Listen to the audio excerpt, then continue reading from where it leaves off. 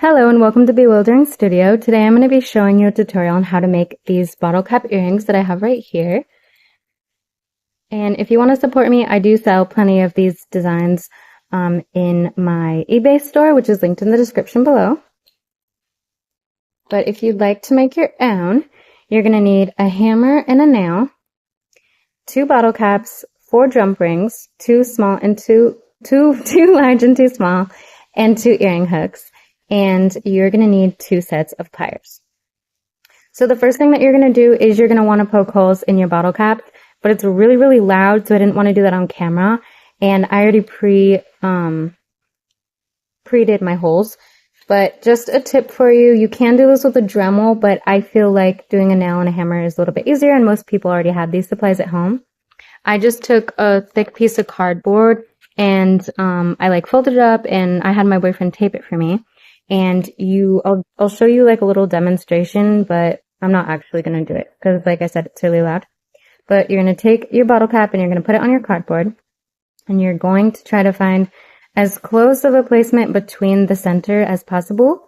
And you're just going to hold it in place and hammer it down until you hear or feel the nail go through. Okay. So once you have your holes in your bottle caps, you're going to grab a big jump ring, and you're going to open it up with the 2 pliers. So you're going to take 1 plier and you're going to hold it and make sure the opening is at the top. And you're going to take your other plier and hold it on the other side, and you're going to twist your wrist. So 1 plier is going to come towards you and the other plier is going to go away from you until it's open.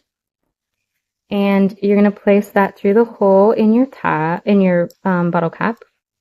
I call these things everything, apparently. And you're going to take your small jump ring and you're going to put that into your larger one. And we're going to do the same thing with the pliers, but instead of twisting your wrist the way you did the first time, you're going to do the opposite way so that you can press them back together.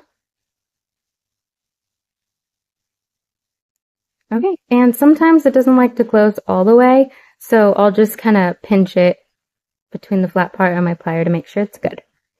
And now you're going to locate your small jump ring, and you're going to grab that and make sure that the opening is at the top, just like we did with the big one. And you're going to clasp it with both pliers. One wrist is going to go twisting towards you, and the other one opposite, away from you, just like we did with the big one. And then you're going to put your earring hook, into that. Make sure that your hook is facing away from the front. And you're just going to close that back up, just like we did with the big one. And you have a completed earring. That is great for funky style, and you can give them out as gifts. Awesome. Thank you so much for watching this short tutorial. Please follow me on all my socials, like and subscribe if you'd like some more art tutorials, and I hope you have an amazing day. See you next time.